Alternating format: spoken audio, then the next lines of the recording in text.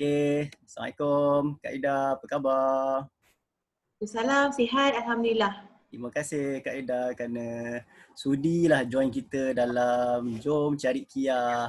Kita ni dah baru je launch portal semalam. So kita amat berbesar hatilah dapat Kak Ida untuk Kak Ida ni dikira pakar biryani ni. Kita tak ada lagi pakar biryani dalam rancangan kita ni.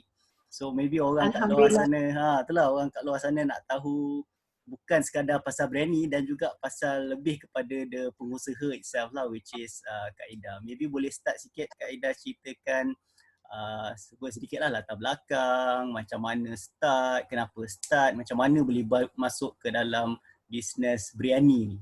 Silakan. Okay, terima kasih kepada Yusno. Salam sejahtera dan Assalamualaikum kepada anda semua. Saya start perniagaan ni dah lebih kurang dalam 12 tahun.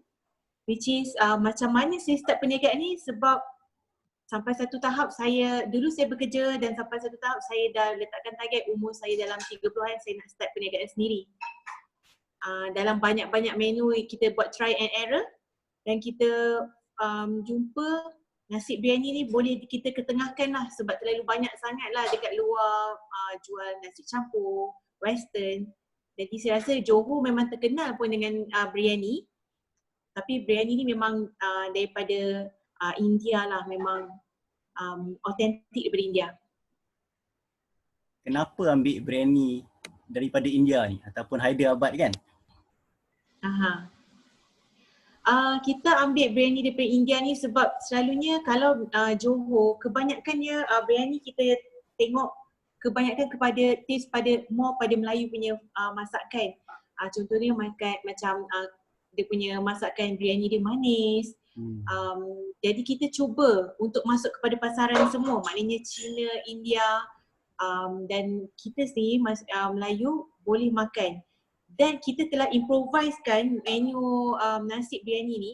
Selalunya bila orang dengar nasi biryani orang tak nak makan sebab orang cakap alah banyak gila, banyak apalah tak sihat. Jadi kita cuba improvisekan nasi biryani kita kepada healthy food yang mana biryani kita tak pakai santan, kita tak pakai ghee tapi kita masak kebanyakan menggunakan barang-barang natural.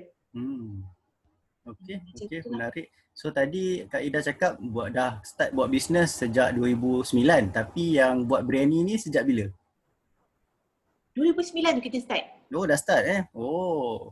Maksudnya masa tu dah mula jual secara kecil-kecilan ke ataupun memang dah terus buka kedai? Kita dah terus buka restoran waktu tu. Oh, so maksudnya ni dah berapa tahun dah ni? 11 tahun? 12 tahun. Alhamdulillah. Maksudnya bisnes tu bagus lah kan. So nama kedai maybe akak nak cerita sikit nama glamour ke kalau ada ke kalau orang nak cari kan? Okay, nama kedai kita Din Hyderabad Biryani. Yang mana dekat Johor pun ada juga Hyderabad lain sebab Hyderabad ni memang terkenal satu kawasan dekat India, biryani dia sedap. Jadi ramailah orang yang nak pakai nama Hyderabad ni.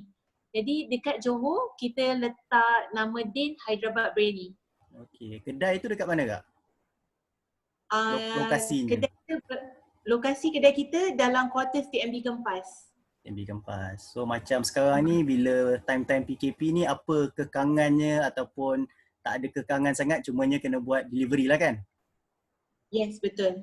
So delivery ni pun ada limited area ke macam mana Kak? Dengar ceritanya dalam radius 10 km kan? Sekarang ni buat sementara waktu ni semenjak PKP ni kita dalam 10 km lah. Okay, and then akak sekarang dari segi penghantaran ni dia punya charge tu termasuk dalam harga biryani ke ataupun asing? Orang klien kena tambah asing? Asing.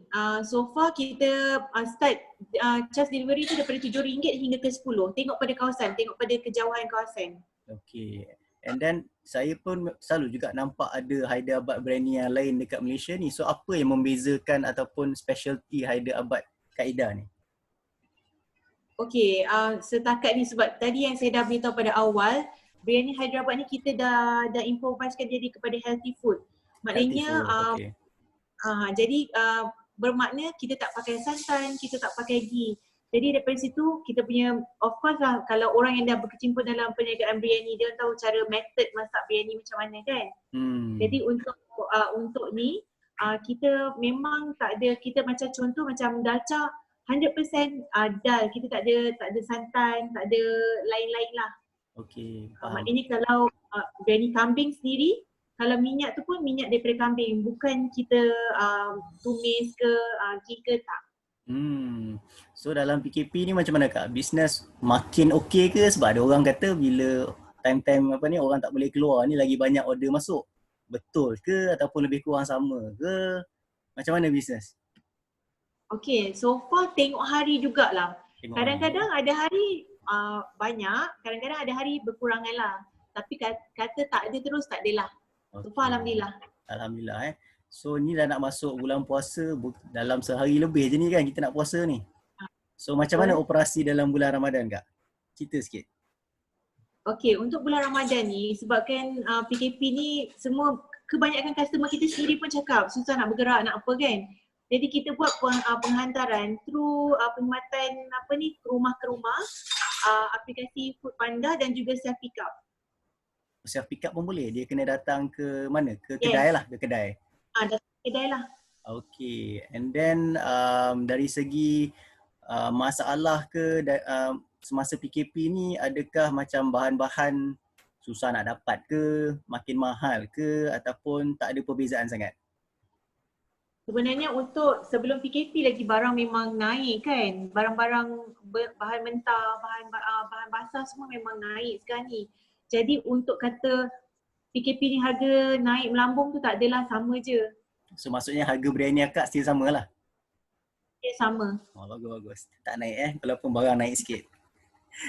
Ni wabak COVID ni dekat Johor macam mana Kak? Adakah mengakibatkan beberapa masalah ke selain daripada PKP lah, maksudnya dari segi penyediaan makanan, nak dapatkan bahan, delivery, runner nak hantar barang, ada apa-apa cara yang akak buat untuk tangani benda-benda ni tak supaya customer kita rasa lebih selamat kan, rasa lebih safe lah bila dapat masakan dan biryani daripada akak tu?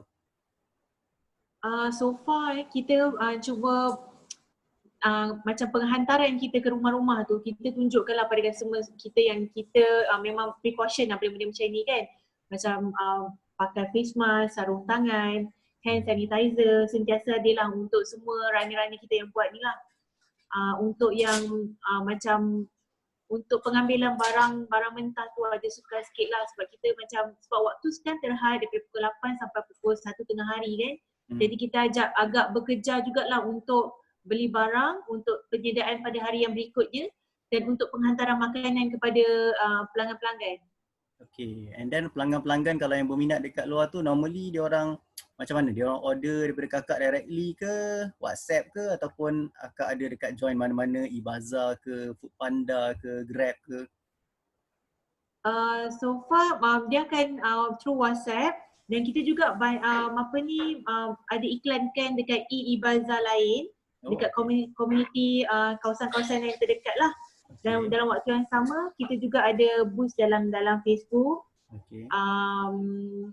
Dan daripada customer sedia ada lah yang dah ada nombor telefon kita, dia akan terus direct call kita lah. Okay, so nombor WhatsApp yang akak guna tu adalah nombor customer boleh order terus lah? Yes, betul. Okay, so nanti jangan risau, orang-orang kat luar tu, kat bawah ni kita share nombor telefon ataupun WhatsApp Kak Ida. Siapa-siapa yang berminat dengan Din Hyderabad boleh terus kontak Kak Ida dia. So apa lagi yang ataupun pesanan akak untuk orang-orang kat luar sana tu lah yang mendengar cerita akak, yang mendengar pasal produk biryani ni, ada apa-apa mesej nak disampaikan? Kepada semua pelanggan-pelanggan yang di luar sana yang belum pernah jom rasa saya punya biryani, macam mana nak kena pukulan nasi biryani Hyderabad ni, dan kepada pelanggan yang sedia ada, terima kasih kepada sokongan anda selama ni. Dan saya juga nak maklumkan sepanjang bulan Ramadan ni kita ada buat pertambahan menu ni untuk 2 menu. Nasi ayam penyet dan juga Vietnamese roll. Vietnamese roll? Yes. Oh, ni dah bercabang keluar sikit daripada apa tu biryani. Dia buat ayam penyet dan juga Vietnamese roll. Ya, betul. Okey, Hyderabad biryani memang saya dah pernah try, memang sedap tu tak tipu. Yang nasi ayam penyet tu tak pernah lagi sebab baru kan. Ah, Vietnamese roll tu pun baru. Tapi masa tu dekat KL saya try. Ni dekat Johor susah sikit lah kot nak try kan. Kena balik kampung nanti kot baru nak try kan. balik kampung ni lepas PKP. Lepas PKP pun tak tahu bila PKP habis. Okey Kak, terima kasih banyak-banyak. Kita dah mendengar banyak daripada cerita daripada Kak Ida, bisnes, produk. Apa yang kita harapkan Kak punya bisnes bertambah maju harapnya insyaAllah Amin. dalam bulan PKP dan juga bulan puasa dan seterusnya lah sampai bila-bila insyaAllah. Lebih daripada 13 tahun ya Kak. So terima kasih sekali lagi kerana bersama kita meluangkan masa, tahu tengah sibuk, lepas ni pun nak prepare lagi kan untuk besok. Ada ke? Okey Kak, terima kasih banyak. Selamat menyambut bulan puasa, selamat menyambut Ramadan. Kita jumpa lagi insyaAllah. Assalamualaikum. Okay. Assalamualaikum. Terima kasih. Sama, jumpa lagi.